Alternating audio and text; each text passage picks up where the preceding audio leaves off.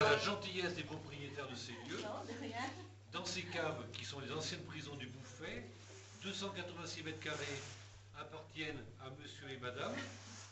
Il reste encore d'autres caves, d'autres parties. Ouais. Et ici, tout droit, c'est ça, on va à l'église Sainte-Croix. Voilà, voilà. Et ce que je vous disais ce matin sur la place, l'église Sainte-Croix était l'ancienne chapelle du château du Bouffay. Le château du Bouffay était château des Ducs, avant le château des Ducs qui a été construit au XVe siècle. Ici, c'est à partir d'Alain Barbesson, c'est à partir du 2e, 10e siècle. Et bien sûr, l'empirement qui a été fait dans le 13e et 14e siècle. C'est toutes les caves-voûtées des vieux immeubles de Nantes.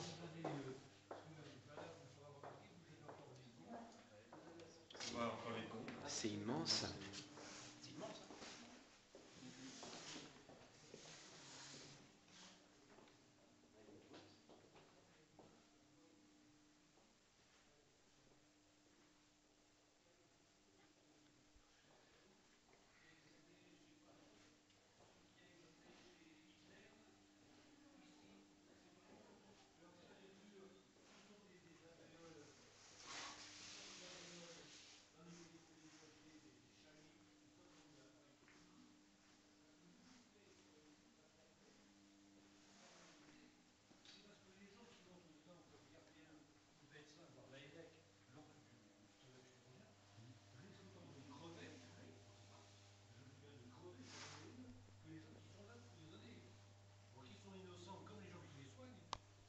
Il y a des innocents qui sont plus innocents que d'autres.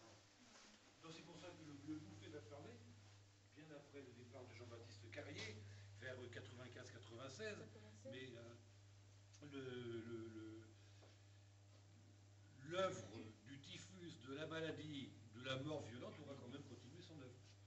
Et c'est une des raisons d'ailleurs pour lesquelles ils ont été assassinés, parce que comme on ne voulait pas les garder prisonniers, on ne savait pas quoi en faire, et qu'il y avait du typhus, il y avait tout ça, allez hop, on les dégage. Il faut savoir aussi qu'il y a C'était une des raisons aussi.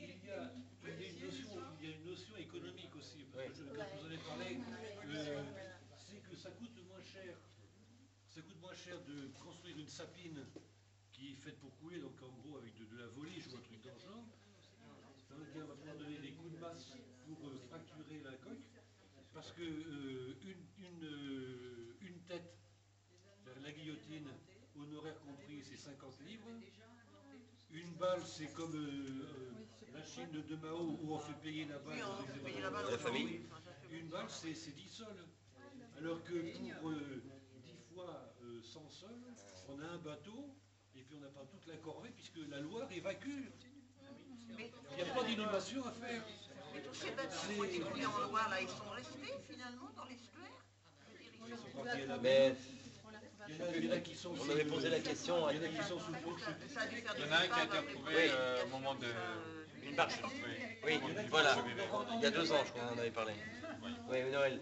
Il y a 2 ans, on en avait parlé. Il avait été retrouvé une barque. Alors, quand ils avaient voulu refaire, ils ont coulé les piliers. Voilà. Il y a une barge qui a été retrouvée lorsqu'on a fait le pont de Cheviré. En 1975, la grande pile sud, côté Bougnay.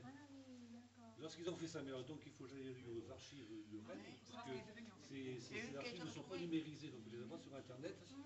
Et il existe un article, je sais, je l'ai vu, avec, je me souviens de la photo où on voit le contour d'un bateau, et avec donc des ossements qui sortent de la vase.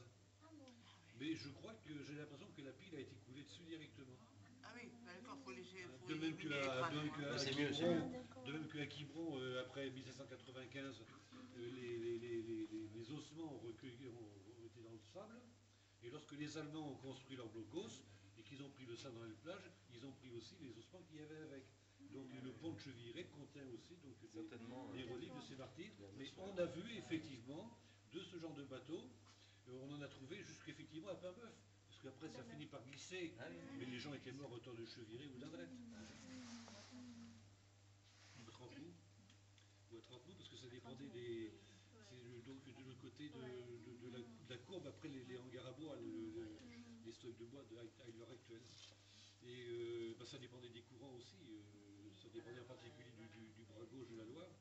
Et ça dépendait d'où ils étaient lancés. Mais ils étaient essentiellement... Donc la première noyade de ce soir, elle a lieu à hauteur où est la capitainerie. Alors, avec le gros bâtiment, après le Maillet-Brézé.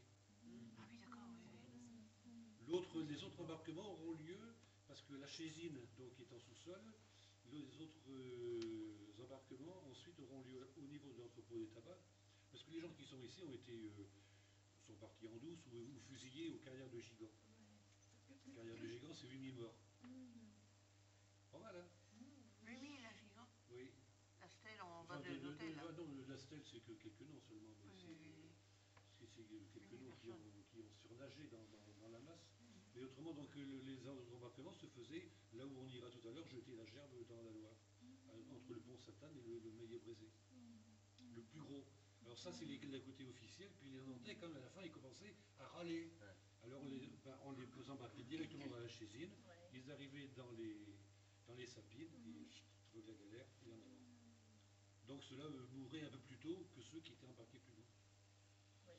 Mais le gros des noyés, c'est entre comment ça s'appelle, le boulevard, comment ça s'appelle, en bas de la Fraternité et compagnie, c'est dessous avec les Gratella, jusqu'à Indret. Là, voilà. Et donc ça commence aujourd'hui, 16 novembre 1993, ça va durer jusqu'au printemps 1994, alors que Carrier, ce que je dis ce matin à l'église, Carrier a été rappelé le 15 mars 1994. Oui, il n'y a pas que lui, il ne faut pas avant, c'est pas c'est un assistant. personnage, de toute façon. Il disait, pour se défendre, il a dit, mais moi j'ai fait ce qu'on m'a ordonné de faire. Oui, tout à fait. Ce qui était très vrai. Comme Westermann qui disait, suivant les ordres que je vous ai donnés, je n'ai pas un prisonnier à me reprocher, la pitié n'est pas révolutionnaire, suivant les ordres que vous m'avez donnés. Il y en a même un, je ne sais plus si c'est Westermann ou Carrier, qui a dit, mais je suis la hache, moi est-ce qu'on condamne une hache? Je ne sais plus lequel des deux qui a dit ça, c'est un de ces deux-là. Moi je suis la hache, c'est tout. Autrement dit, celui qui, c'était l'exécutant, puis c'était vrai. Hein. Les Allemands au procès de Nuremberg, ils se sont défendus comme ça. Les Allemands, on a fait ça parce qu'on leur donnait.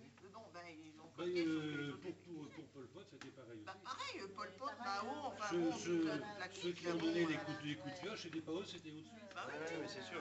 Lénine et tout ça. D'ailleurs, Lénine est venu faire ses classes ici, il ne faut pas l'oublier, ça. Il a fait ses classes dans notre coin, là. Il nous faut dévender. Pour pouvoir rentabiliser la chose au niveau du XXe siècle. Il avait lu tous les livres d'histoire de la Révolution française. Bon, bah écoutez, on continue. Bon, on va continuer, on après avance. ces Voilà, exposés. voilà, oui, pardon, excusez-moi. Voilà. Donc ça, on est caché un peu, c'est parce qu'avant, ça c'est un peu, on monte directement au couloir en haut, quoi. Mais c'est pas très bien, donc on met ça, vous le cachez un peu. Oui, c'est parce qu'ils vont ouvrir le restaurant par la suite. Mais c'est pourquoi c'est bien les salles, donc ça, c'est juste dans le reste là. Voilà. Ouais. Voilà. Donc comme ça, donc voilà. Tous les. Voilà, l'autre aussi, pareil.